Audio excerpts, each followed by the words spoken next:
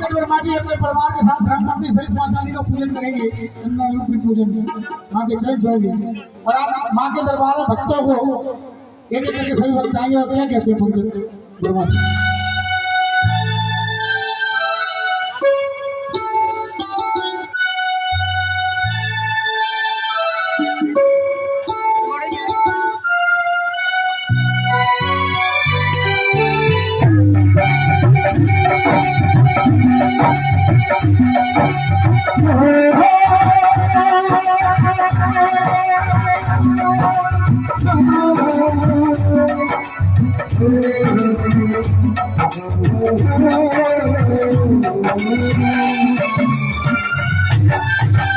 मेरे घर से वाली बात आ गई,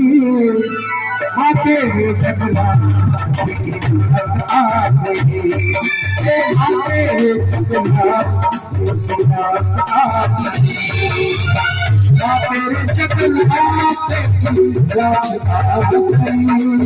आते जगला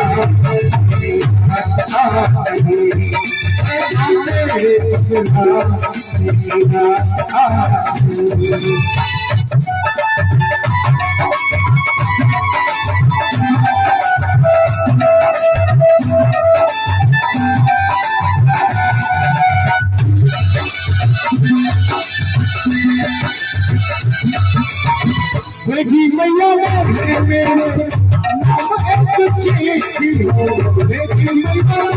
मेरे नाम एक चिट्ठी, मीठे बंदे मीठे मीठे बंदे रात नाम भक्तों की देखो बारात आ गई, आते सपना आते सपना